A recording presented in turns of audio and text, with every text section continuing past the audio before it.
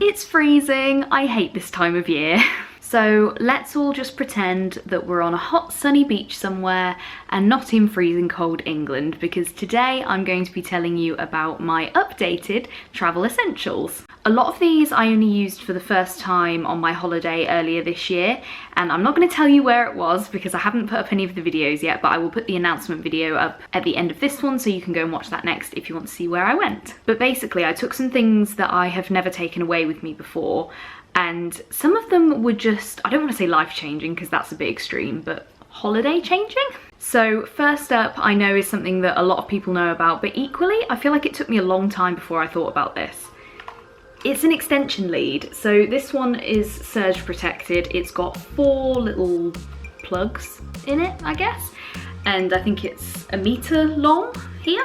And obviously the joy of this is you only buy 1 adapter for a foreign country, stick it on the end, and you've got 4 of your home plug sockets. It sounds bad, but I don't know how safe it is, which is why I've got a surge protected one. This one stays in what I call my travel drawer, so I've just gone and taken it out. Really inexpensive, not very heavy, not very big, very easy to take away. So if you don't have an extension lead to take on holiday with you, then you absolutely should. Next up, this is an essential for me, but it might not be for you, and it is this, which is a passport or travel wallet case.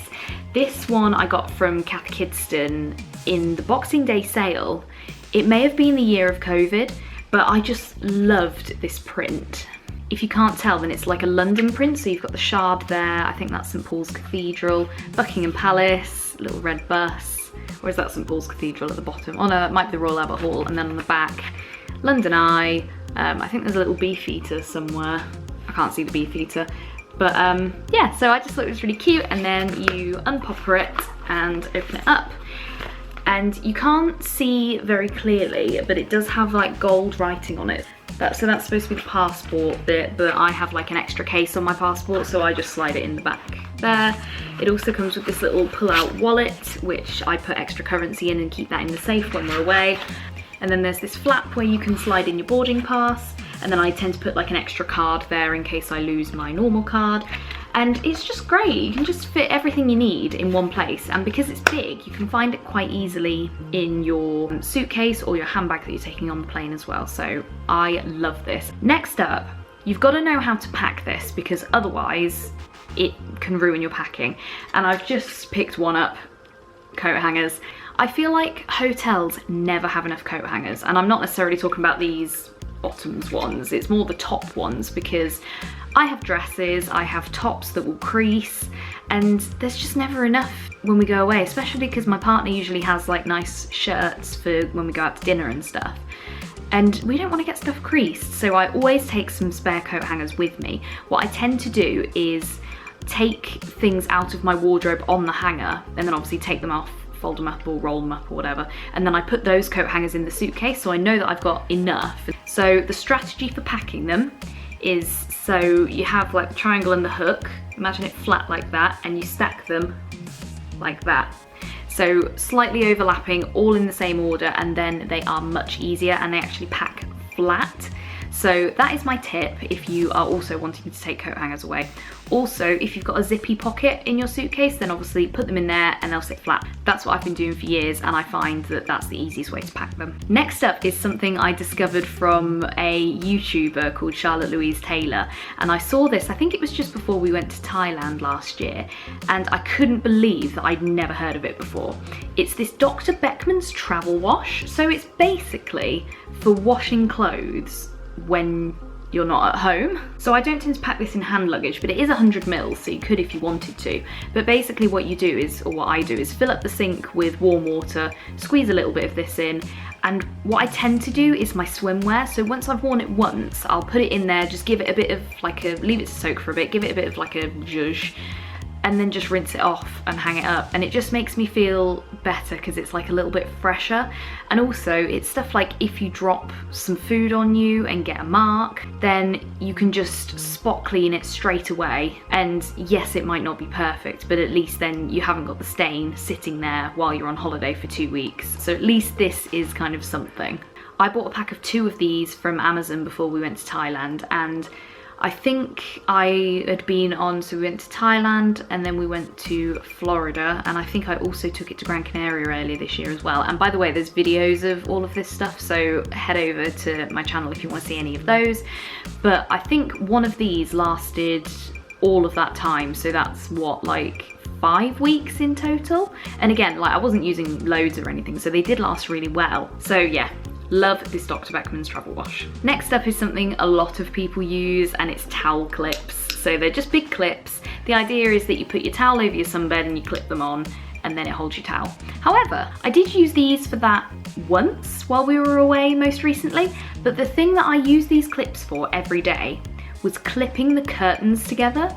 The curtains in our hotel room didn't shut entirely, and obviously when the sun comes up in the morning, it's very bright and I'm very sensitive to light. So what I was doing was just using a couple of these just to clip the curtain together at night so that when we woke up in the morning, the sun wasn't streaming in. So that is a little bonus use for a towel clip. And also following on from the Dr. Beckman's thing, I also use these to clip any of the wet washing to either the chairs that we had on the balcony because it was hot, or even just to, frankly, the chairs that were in the hotel room, because with the air conditioning it sucks all the moisture out of the air, so even if we hung stuff inside and it was cold, it was still helping it to dry better. Next is something for all of you Florida fans out there, because the Florida water can taste gross sometimes, and I have to say, when we went this time, that's the first time I've noticed the Florida water tasting gross. So fortunately I heard about this from Victoria, Disney in Detail. So these are little juice drops. I just got these ones from Aldi. So these are apple and blackberry, does that say?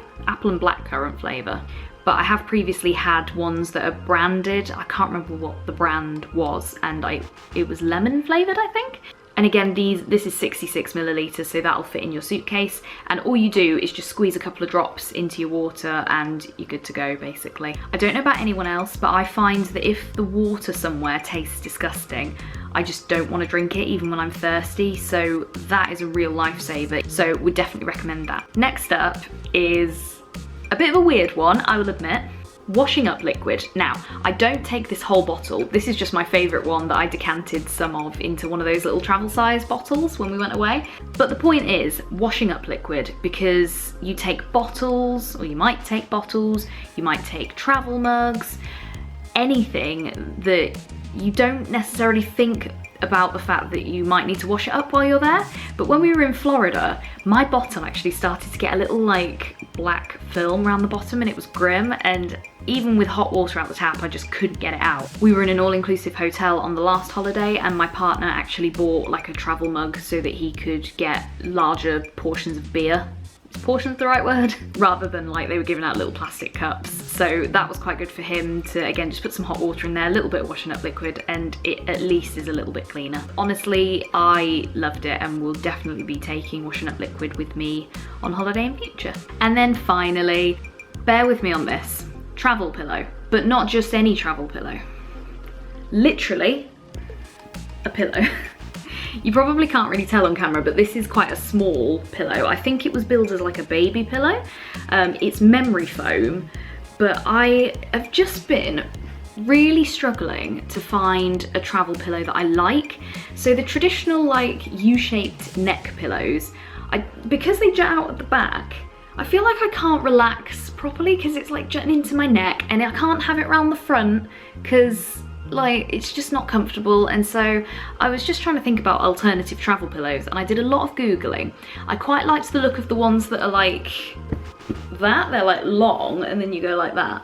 But ultimately what I've realised from my last few plane trips is that I just want something to cuddle like this. So on the flight back from our most recent holiday, I literally, on the night flight, I was on the plane like this, cuddling my pillow with my face there, and it was great. I mean, obviously it does kind of, you can see I'm like decompressing because obviously as you squeeze it, it gets smaller.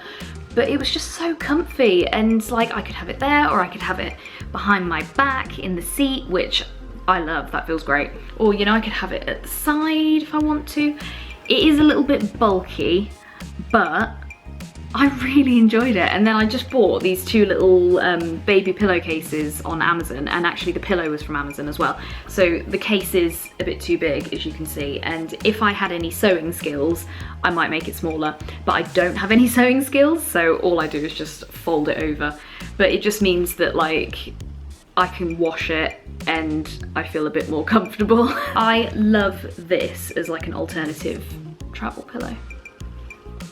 So those are my 8 current travel essentials. Let me know in the comments if you are thinking that any of those might be a good idea and you might take them on your next trip. Or if there's anything that you think I've missed or that you think would be great for me on my next trip, then again, leave it in the comments down below. I did do a travel essentials video, I think it was last year, and it does have some different things in it that are still essentials for me. So if you want to see that, then I'll put a link to it here. Don't forget to press my face to subscribe for more travel content.